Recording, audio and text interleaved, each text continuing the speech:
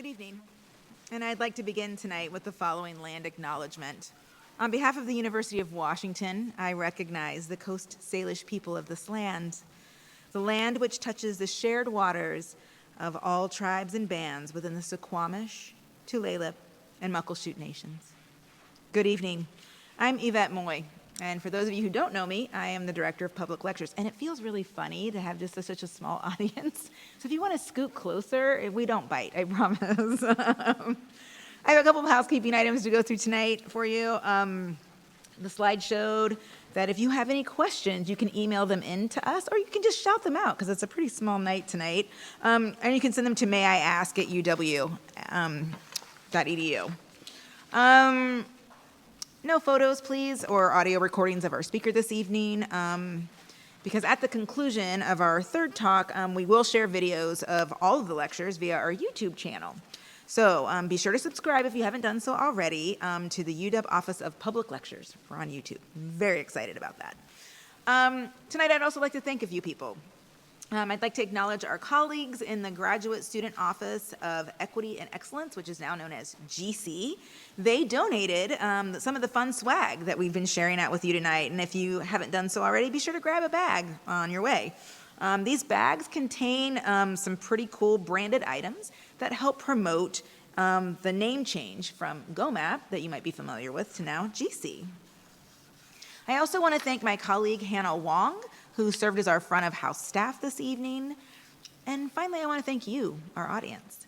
You guys came out of your homes, which is a pretty brave thing to do right now, to spend time with us tonight. And you did so to talk about probably one of the most polarizing topics of our time.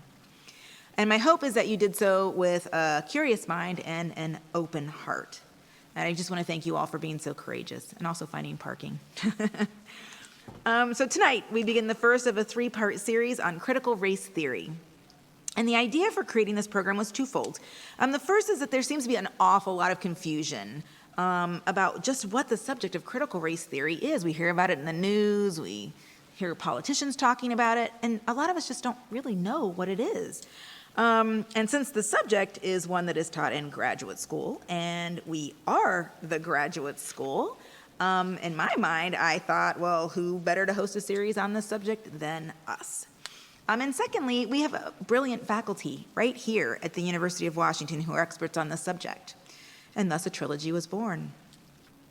Our three experts, independent of working together or even talking to one another about the lectures, really set this up for us brilliantly. Our first speaker tonight will lay the foundation of just what critical race theory is and provide us with both historical and local context around it. Our second speaker, Megan Kennedy, who I think I saw in the audience, hey Megan, is going to talk to us about how we stay resilient as we all work together through these very challenging times. And our third speaker, Edwin Lindo, will talk to us about how we need to keep our eyes trained on the truth as we move forward. Honestly, I couldn't have asked for better speakers and better topics, and I certainly hope you feel the same way. So, if you haven't done so, please be sure to sign up for all three, and because we hope to see you again. And tonight, I welcome UW Professor of Law, Angélica Cházaro, to the stage. Professor Cházaro teaches critical race theory, poverty law, professional responsibility, and courses on immigration law at the UW School of Law. She earned her JD from Columbia Law School, where she received the Jane Marks Murphy Prize for Excellence in Clinical Advocacy and was named a Lowenstein Fellow. She was a Kent Scholar, a Stone Scholar, and an editor of the Columbia Human Rights Law Review. Before attending Columbia, Professor Cházaro earned a BA in Women's Studies from Harvard University. Following law school, Professor Cházaro received a Ford Foundation Fellowship to work with the Northwest Immigrant Rights Project in Seattle. And during her 7 years there, she specialized in representing immigrant survivors of violence and directed one of the organization's offices in Eastern Washington, focusing on providing immigration legal services to farm workers. She also served as a chief negotiator during the 56-day hunger strike at the Northwest Detention Center, representing immigrant detainees. Both her scholarship and advocacy focus on shrinking reliance on policing, punishment, and incarceration as a response to social problems. She's been interviewed in national and international news outlets for her work on behalf of immigrants. And finally, In 2021, she was named a Freedom Scholar by the Marguerite Casey Foundation and Group Health Foundation. This award is in recognition of scholars who provide critical data, analysis, and ideas to movements working to shift the balance of power in society. And with that, I ask you to please put your hands together to welcome Professor Angélica Cházaro.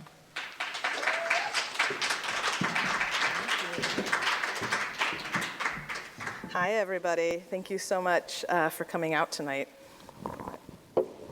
Water down here.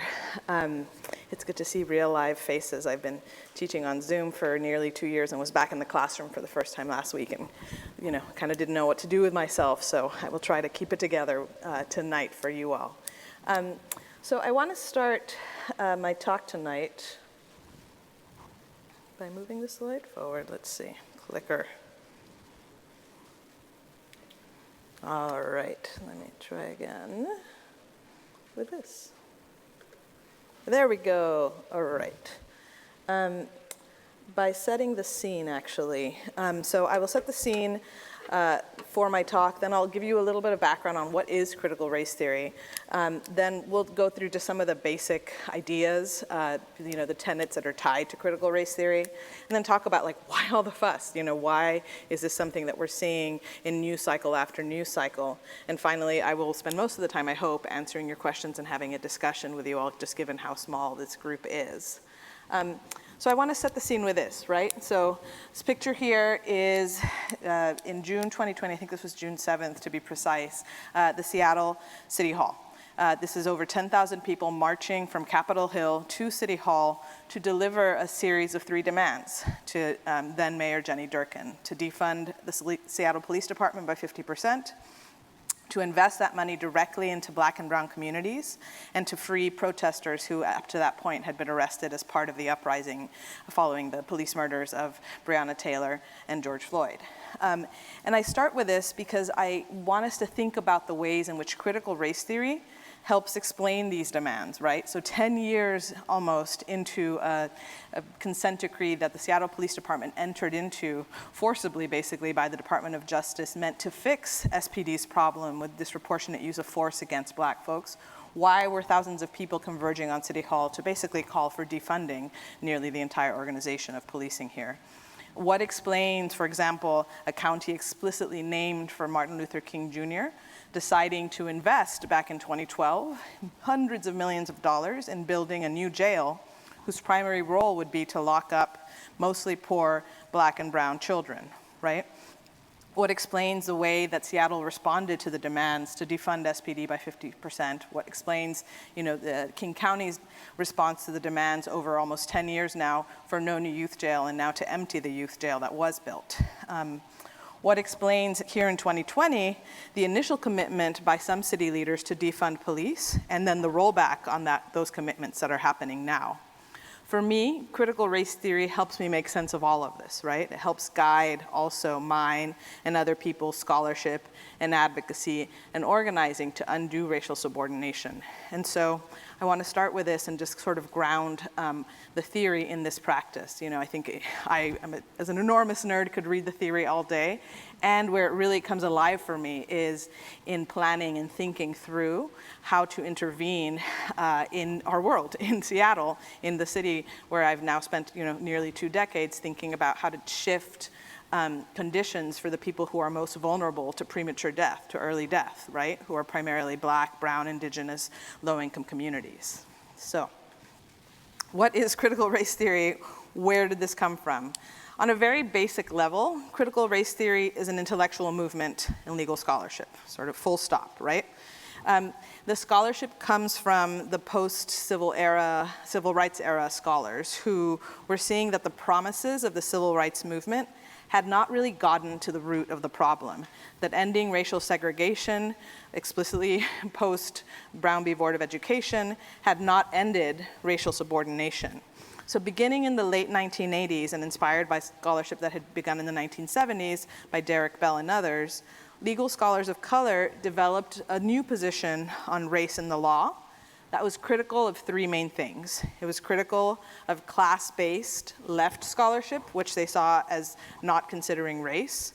It was critical of mainstream liberal legal scholarship, and it was critical of traditional civil rights jurisprudence that was very focused on what was called the anti-discrimination principle, on eradicating discrimination explicitly through the courts. So critical race theory advanced two commitments, at least, that I'll talk about today.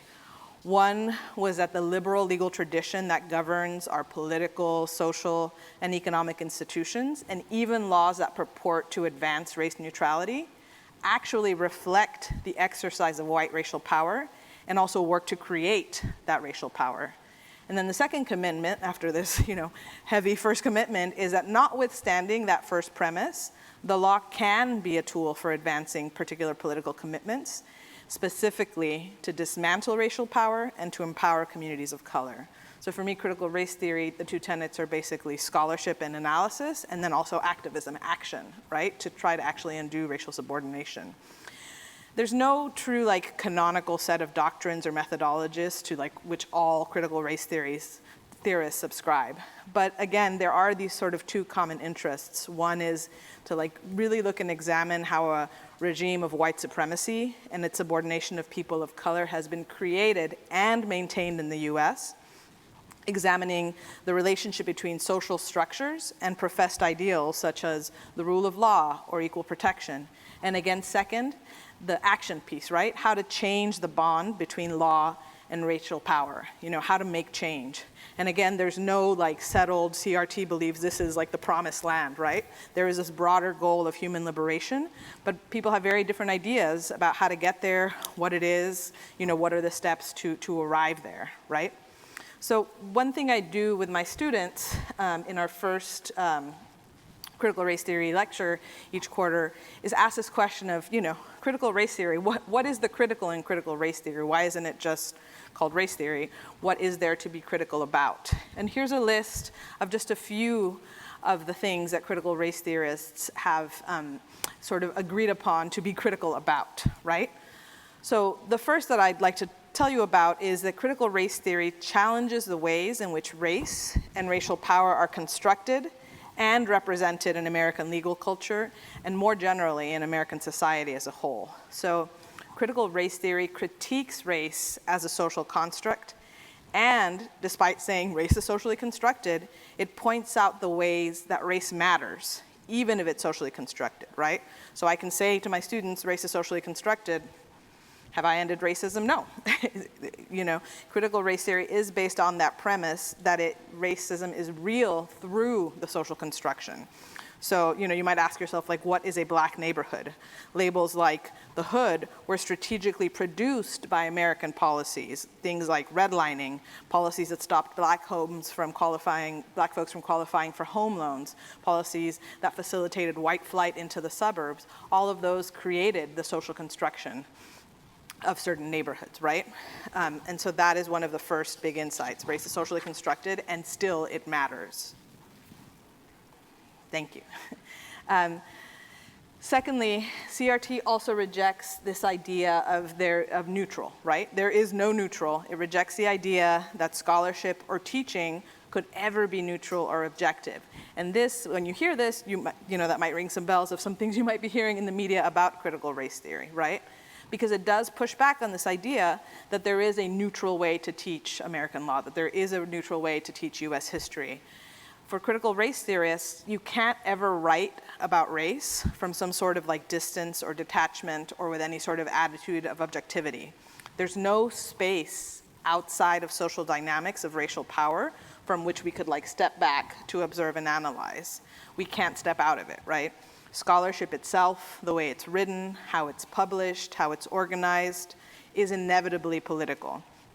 Teaching itself, what we teach, how we teach it, how textbooks are written, again, inevitably political. Which textbooks are selected, again, thinking about the debates that are happening right now, all of that is inherently raced, right? There's no neutral spot from which to train people on US history or policies or practice, or a neutral spot from which to write laws or put policies into practice. It's all already always raced, right? So that's one thing. Critical race theory also, very interestingly, was very dissatisfied with traditional civil rights discourse. And so again, going back to Derek Bell, who in the 1970s, who himself, as a former litigator for the NAACP, has now left academia and is writing and saying, hey, I just spent 15, 20 years helping litigate Brown v. Board of Education and all the cases that followed. What did we win? Like, where did this get us, right? And having a very critical perspective on that. And then you have folks like Kimberly Crenshaw arriving at Harvard Law in the 80s, hoping to teach with Derek Bell, and to learn with Derek Bell, and realizing that he's left because he opposes the way that Harvard Law at that moment was refusing to hire any tenure track black professors other than him. And he's saying, this is not okay with me. So at that point, he's left to Oregon. And Kimberly Crenshaw and others are saying, well, then I guess we're going to have to organize ourselves into studying race and the law. And that is one of the places where critical race theory is born, right? And so they, wanting to learn from the person who was critical of the civil rights era and the civil rights jurisprudence themselves, ended up founding this mode of legal scholarship that remains to this day very critical of the traditional civil rights discourse. So PostBrown v. Board of Education, again, the decision in 1954 that ended racial segregation on the books, racial justice was embraced in the American mainstream in terms that excluded radical or fundamental challenges to status quo institutional practices in American society. And the way that happened was that Brown and all the progeny afterwards treated the exercise of racial power as something rare or something aberrational, right? Like the product of some bad apples, rather than systemic and ingrained in US history and US practice. So what does this mean, right? So another sort of precursor to critical race theory, a critical legal studies scholar named Alan Freeman talked about this as the perpetrator versus victim perspective. He talks about how law post-civil rights era became mired in the perpetrator perspective. And what this means is that the post-civil rights era, in trying to remedy racial discrimination, became mired in an idea that you needed a very overt violation to have any sort of remedy, right? That you needed to concern yourself, that the law needed to concern itself with rooting out the behaviors of bad actors who engaged in discriminatory practices. And if you could identify and root out those bad actors, then racial subordination would be over, right? Racial discrimination would be solved. There were moments where the courts looked beyond this, right? Where they looked not just to remedy the actions of the individual bad actors, but to go for what were the root causes and what would actually change the underlying conditions that were causing racial discrimination. But for the most part, Freeman and the critical race theorists who followed him point to the ways in which much of the legal jurisprudence is now very deeply, in some ways obsessed with describing racism as the fault of like individual bad people, right? So in theory, the problem is solved when the inappropriate conduct of a perpetrator is restrained. So the remedy for racial discrimination becomes very elusive for folks in the courts particularly, unless you can prove, that you had one bad boss and that he intended or she intended to discriminate against you when they treated you the way that they did, right? And unless you can prove that there is one bad person with bad intent, then you don't win those cases, right? It's very difficult. So what's wrong with this, right? This perpetrator perspective that Freeman describes presupposes that this world, our world, is just one of like atomistic individuals whose actions are outside and apart from the social fabric and have nothing to do with historical continuity, right? So from this perspective, the law views racial discrimination not as a social phenomenon, but just as like the misguided conduct of particular actors, right? And if we can find those bad guys and get them out of here, we'll all be good.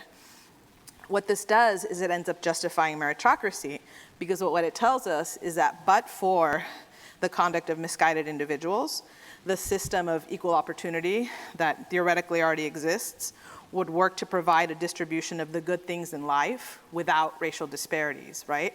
And any disparities that remain would be deserved if they're correlated to race because of a lack of merit, because the law has already gone and taken care of all the bad actors, right? And so it ends up sort of naturalizing merit and neutrality as somehow existing by being completely dehistorical, right? So in some ways, this perpetrator perspective has the result of blaming the victim for the disparate results of their position in society. Because blameworthy racists have been dealt with, then there should be nothing standing in the way of advancement, and therefore it must be the victim's fault, right? So it makes it harder to get at oppression. It's not just that it's like not good enough, it's that it actually is designed to maintain oppression, according to Freeman and other critical race theorists, right? Freeman proposes a different perspective, which I've alluded to, which he calls a victim perspective, right? And this is a perspective that would look at the root of the problems, that would look at the conditions underlying the issue, both objectively, so like the lack of jobs, the lack of housing facing Black folks, and the consciousness underlying the condition, so lack of choice, lack of life chances. This would be a perspective that is rooted in the experience of racial discrimination and oppression. And for the victim perspective, if the law took this perspective on again, the problem that the victim faces would not be solved until the conditions associated with racial discrimination had actually changed, right? Not simply when an individual perpetrator is found and punished. Very central to the victim perspective is the historical experience of racial oppression that's embedded within customs and practice of culture, right? So the view of racial discrimination from the victim perspective is that it involves racist practices of culture that transcend any principle of individual fault, right? So I think back to that first image I showed you of folks showing up at City Hall with those three demands: defund police, invest in communities, free all protesters. For me, that was a moment of seeing the victim perspective in action, pushing back on the perpetrator perspective, right? For years, people in Seattle have been told, you know, there's a few bad apples in the SPD, but we're working on trainings and funding that is going to find those bad apples, expunge them, and we're going to have the police force we've always dreamed of, right? What people were saying and realizing here and across the country and across the world was no, there is a historical continuity to police violence against Black bodies, and that is not going to end with another round of training or another round of accountability reforms meant to root out individual bad actors. We need a victim perspective. We need systemic change. We need something that actually historicizes police harm and that tries to remedy the underlying concerns, right? The underlying conditions that generate an entire population to be policed to begin with. So if all of our homeless population in Seattle was housed, there would be a lot less for the police to do downtown, right? So that is sort of the difference, and that is the kind of thing that for me, as both a scholar and an activist and an organizer, that critical race theory has helped me understand and to see, right? This also, though, in turn means that CRT has a really deep critique of the notion of colorblindness, right? Folks who claim to be colorblind in an ideological world, our own, where racial subordination is ubiquitous and yet disregarded unless it takes the form of individual, intended, and irrational prejudice, right? So that there's this idea. So CRT, critical race theory and theorists, criticize how liberals and conservatives seem to be defining racism in the same way, right? So racism is the opposite of colorblindness. They saw and critiqued back in the 80s and through today how the boundaries of acceptable discourse around race had become really narrowed from the late 60s, when we had a much more radical vision, to the late 70s and early 80s, both in legal institutions and in American culture more generally, with both liberals and conservatives coming to define racism as the opposite of colorblindness, right? Critical race theory comes back and says, no, we need to re-embrace race consciousness, the opposite of colorblindness. Race consciousness is not racism, right? So CRT is trying to reclaim race consciousness, and again, you can imagine then why we're seeing the kind of backlash that we're seeing now to notions of critical race theory, as we see folks trying to deny the continued existence and relevance of racism. Now, despite their super deep critique of the civil rights movement, this doesn't mean that critical race theorists dismiss the advances of the civil rights movement, right? Critical race theory itself is taught in law schools today because there was a civil rights movement. But critical race theory is trying to bring light to the de-radicalization, the taming of the radical Black imagination and the liberation movement that the American legal order carried out, right, as a response to the civil rights movement. And I'll talk in a second about preservation through transformation, but that's what that is. Things were transformed, were changed just enough to preserve the racial order as it existed, right?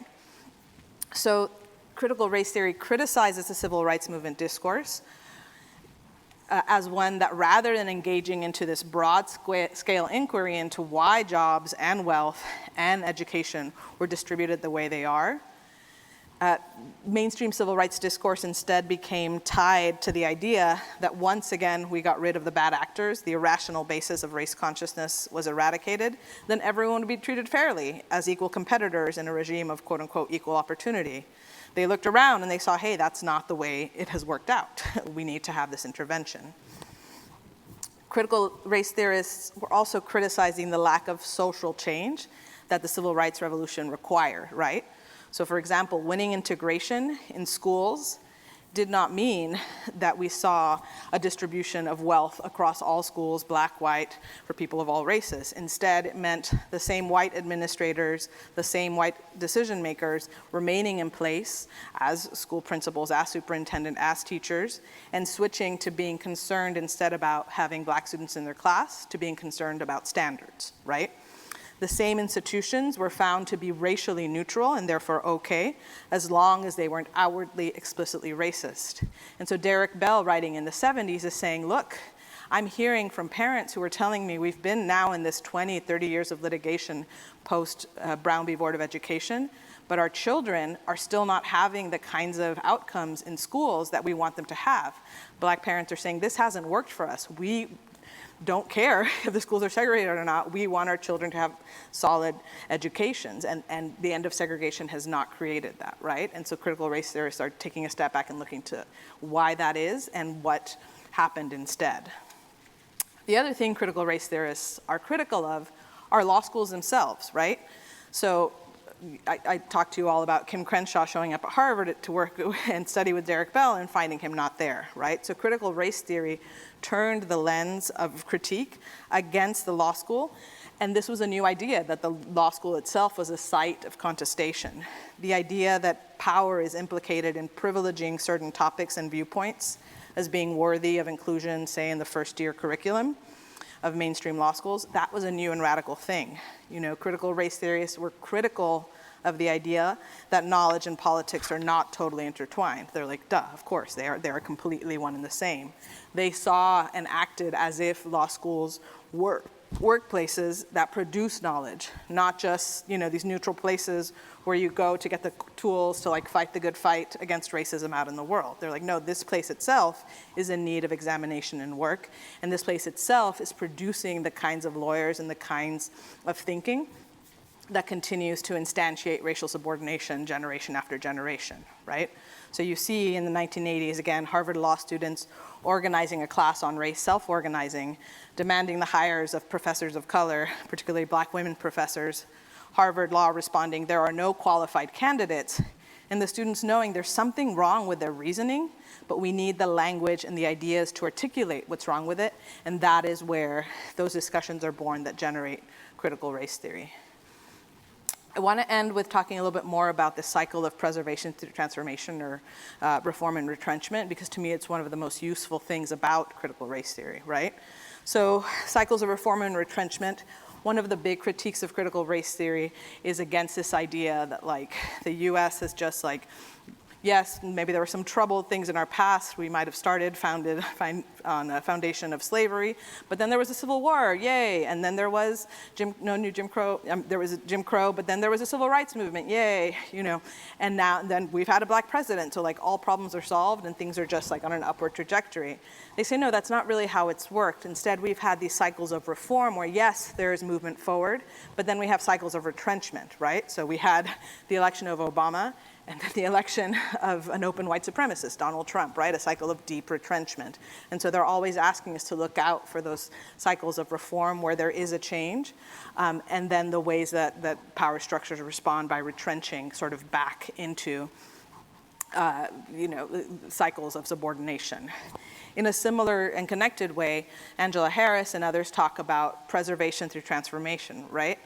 So this concept recognizes that when oppressed groups resist domination and laws are changed to address their complaints, the law doesn't actually end up resolving the oppression. It just changes the system just enough to preserve the status quo, right? And really to silence the mass uprisings that happen, right? And so for me, a prime example of this, for example, is, again, the almost now 10-year movement to stop the construction of a new youth jail in Seattle. This involved a lot of disruption, right? From 2012 on, activists taking over county council hearings, city council hearings, locking down at the actual physical construction site, locking down on the streets of downtown, doing everything possible to stop the construction of this place.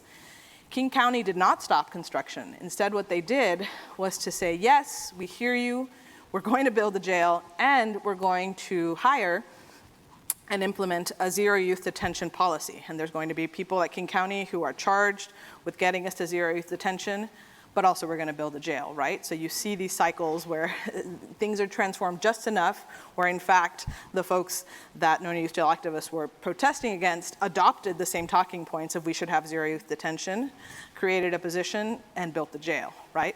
Then, of course, you have another cycle of reform where in 2020 you have the mass uprising, and Dow Constantine, the same King County executive who for years defended the building of the jail, only a few months after it finally opened said, and as part of our response to this mass uprising, we're going to be closing that jail within 5 years and emptying it, right?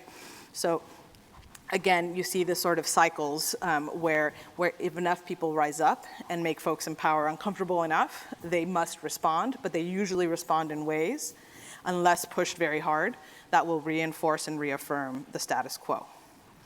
Okay. This brings us back finally to that moment in 2020, right? Because I think, again, we are in a cycle now of deep retrenchment.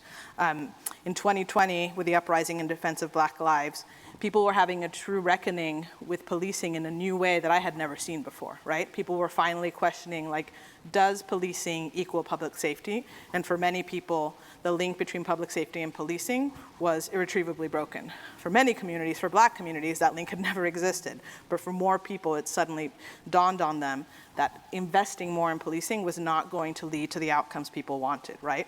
And so the kinds of demands we saw were more root demands, radical demands, right? Defund the police, abolish the police, fund all of the social goods that have been drastically underfunded in favor of funding a security state that focuses on incarcerated Black and brown and indigenous poor folks, right?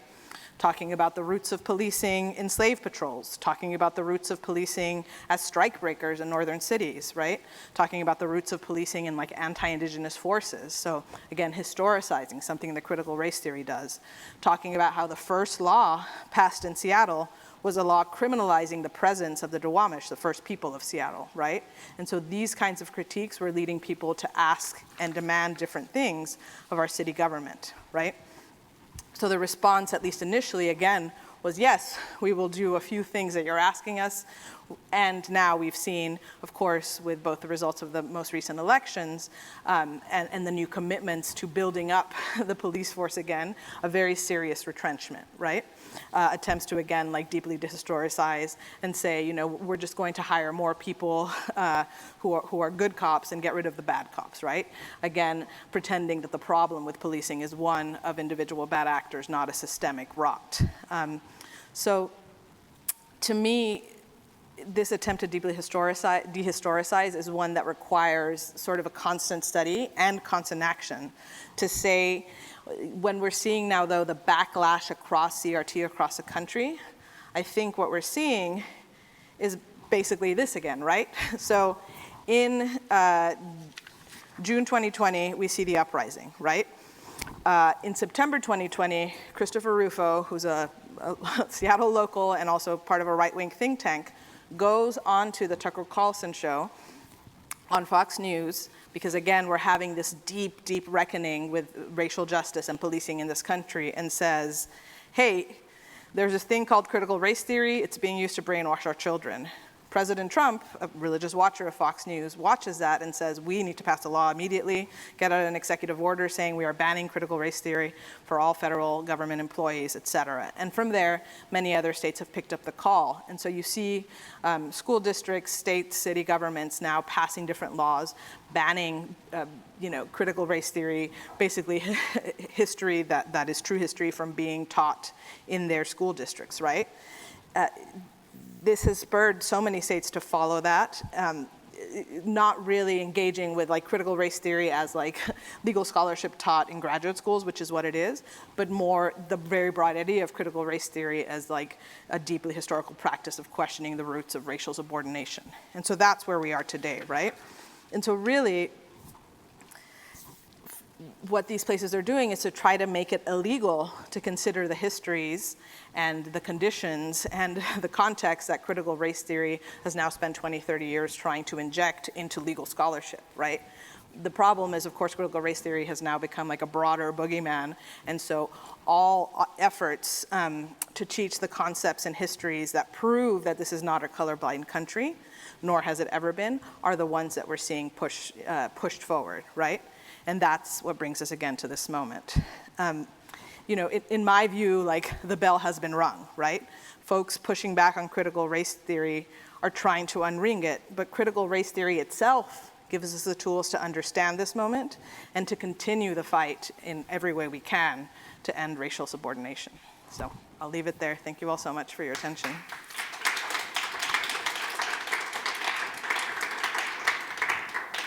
Have time for your questions. I'd love to hear from you all. Yes. Hi, so I have a couple of questions.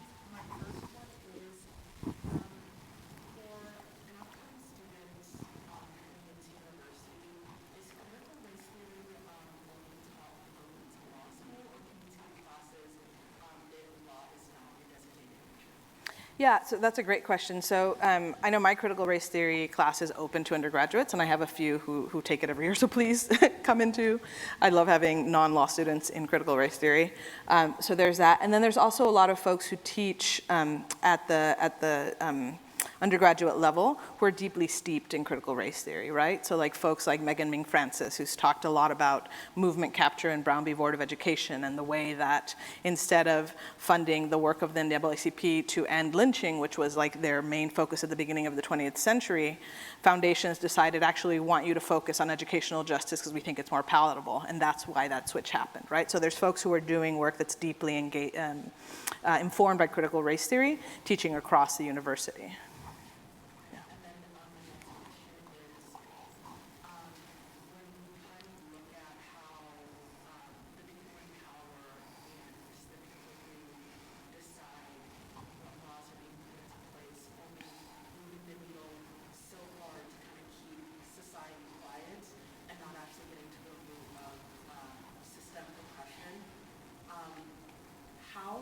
What would you suggest, I guess, how we should move kind of forward, or what actions should be taken in a way? Because I guess a lot of people get discouraged thinking like, oh, like we're trying to make these advancements, but people say yes, we hear you, but nothing actually is being done.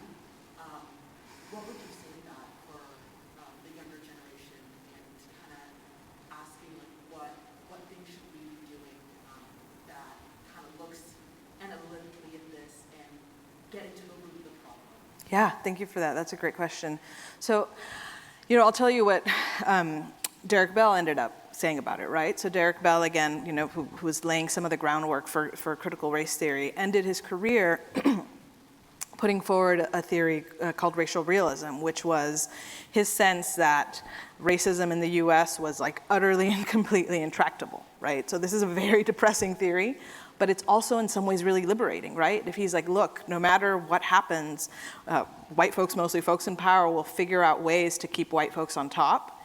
Accepting that and still deciding there's dignity in struggle really frees you, right? Because it frees you to think more radically and think and act in different ways if you accept that as sort of like a starting premise, right? So that was his answer, was like, there is dignity always in the struggle, and we will be free to think in new and more creative ways when we accept that racism is such an inherent part of US society.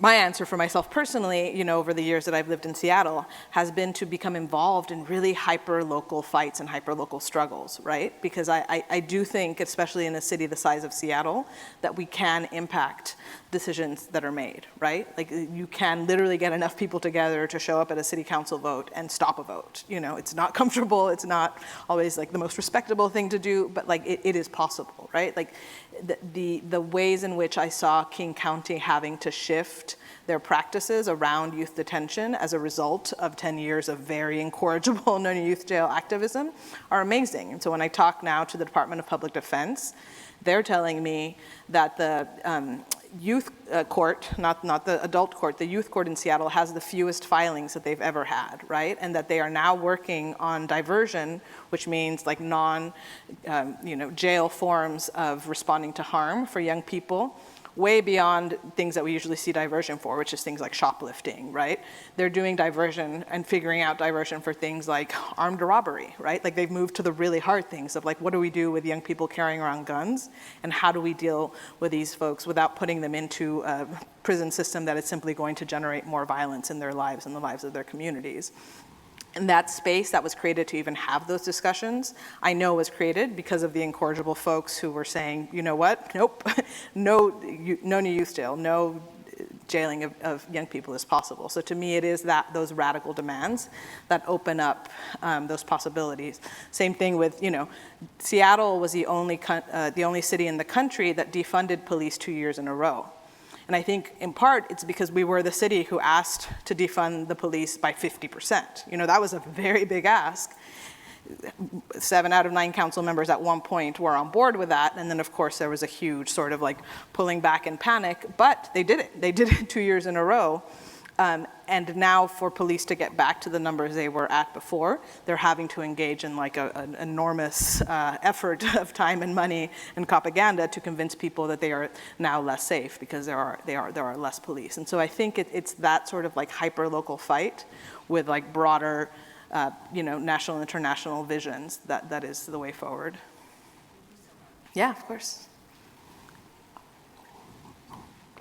Other folks. Yeah? So I'll ask you kind of a local politics question. Sure. This is national and it's specifically local, but I wonder if you think that there's any way to understand the last cycle of elections here as not just a story of retrenchment. So Yeah. starting from summer 2020, all the things that you were asking for, it kind of plays off of what you were last saying, but is there a way to understand this as a slow path forward as opposed to just... Yeah, I absolutely think there is, and and I'm glad you brought that up. I think about folks, nearly. So first of all, of the entire electorate, only about a quarter of folks voted, right? So there's already there's such a small number of people who actually even turn out to elections. Of those people who voted, nearly half voted for a city attorney candidate who wanted to basically work herself out of a job, who wanted to stop all misdemeanor punishment in Seattle, who had a very explicitly abolitionist, pro-Black vision, right? So that to me is huge. I was like, oh, I never thought that we would get to a place where we almost had this person elected. And so when I look at the election results, first, I don't see any mandate coming out of them because such a small part of the electorate was actually even active in the voting. And second, we had candidates like Nikita Oliver and like Nicole Thomas Kennedy who have very explicitly critical race theory informed abolitionist visions, capturing much more of the electorate than I ever thought that they would, right? And facing the kind of opposition, the very, very well-funded opposition, just the amount of money that it took to defeat them, to me, was a sign of sort of that people are experimenting with different ways of thinking, right? It had never occurred to me that so many people in Seattle would be willing to vote for an abolitionist candidate. And so I think that there is a change and there's openings all the time, right? Even if the official story that we're told is a different one. Yeah. So it seems like the two things in today's media that critical race theory has been linked to is the police reform and then education. Mm-hmm. So I'm curious about your thoughts on the education piece of it.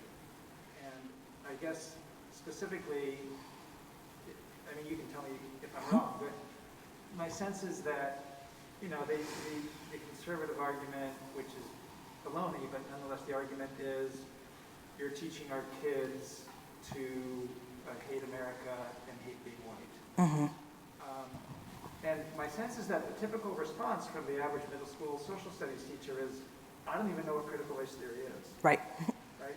Which is a little disappointing, right? Because we kind of do want some version of these ideas taught in middle school social studies classes, don't we? I mean, we want the true history taught, and we want it to be more blunt about these issues. And so I'm just wondering what your thoughts are about that.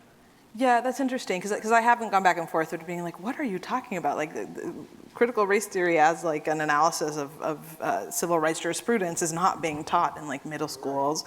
And what the laws are trying to do is not get rid of like a discussion of like the pros and cons of like Brown v. Board of Education as a civil rights strategy. It's to stop the teaching of like slavery as foundational to US history, right? And that's the part that to me is so deeply troubling, right? And so I think it's more that critical race theory is being used as a proxy for like stop teaching US history as it happened. And that's where I think the pushback has to be, right? Just the amount of, I don't know, the ways in which you have to block reality in order to teach a version of the US history that doesn't include those just like foundational basic facts, to me, like sort of defies logic. And yet it is, you know, we know that there are folks who are very invested in a story of the US as a country, you know, that is not founded on genocide and slavery, because the, you know, the corollary to that is if we are a country that has to grapple with its history of slavery and genocide, then we might be a country that has to think about questions like reparations, that has to think about questions like land back, right? That has to think about what we owe people as we head into the next decades of like incredible climate disruptions, what we owe people who have already been on the short end of environmental racism and environmental injustice for so many years, right? What we do with a country that is becoming very quickly majority minority, right? Where more than half of folks soon will not be white, right? And so to me, it's that. It's a reaction to like the changing realities in the US and vying for what will we actually owe each other and what will we have to change about the ways in which we deal with each other. You know, they're like trying to block out the sun with their thumb to not look at that.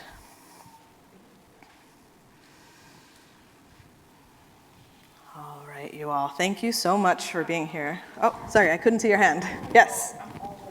No, I'm blinded by this lovely light. Yes. So it really feels like something almost revolutionary has to happen for that big discussion to occur around funding, defunding the police. Yep. And certainly around these jails. George Floyd, killing, and all these things. Mm-hmm. So it really does feel like CRT should be at the lower educational level. Mm-hmm. But I don't want to wait for Yeah. something really huge and devastating to happen. Right. For there to be this kind of congregation of people marching down like what they did a Mhm. couple years ago and saying, yes, let's add this to our curriculum because our kids' minds are really being poisoned in many ways of my African American girls. Yeah. I mean, I have to almost do the opposite of what they were learning in school, Right. so that they're aware of their brilliance Yeah. and their brilliant history. So I think my question is this: Seattle seems to be more progressive than a lot of other cities in many ways. What can be done then to advance this notion that this should be considered at the lower level and raise it up? What can be done to get a coalition, a groundswell? So that, and also, people need to be informed about what this is about before they can even march Absolutely. towards it. And I don't think people are informed enough. Yeah. Other voices are drowning out true facts about this.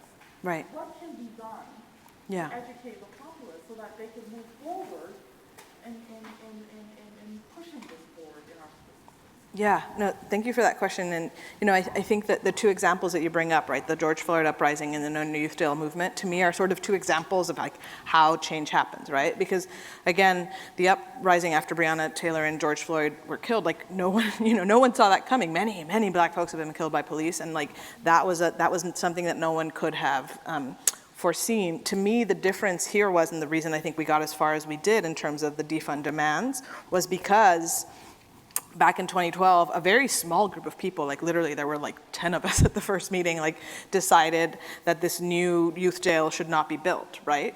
And so I think those are two different moments, because in 2012 there was no really like it was just like business as usual. The county would have just done this with no pushback, but for folks coming together and saying, actually, no, we believe that this should stop altogether. And I'll tell you that like the first 2, 3, 4, 5 years of like doing no new youth jail, people thought we were bananas. They were like, what are you talking about? Of course, this is gonna be a better youth jail. This is gonna be the best youth jail the county's ever seen. It's gonna be a humane youth jail. Don't you want our youth to have the best jail possible? You know, and there's like every possible argument you can think of.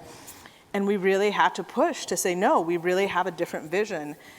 And the years and years of working to get people to think that way were, I think, when we went live with our demands to defund SPD by 50% in the summer of 2020, meant that we immediately had like 30,000 people and 200 organizations signed on, because people were already used to thinking in more radical ways here, right? Like, hey, if we can have no detention of youth, why can't we have a police force that's half as small?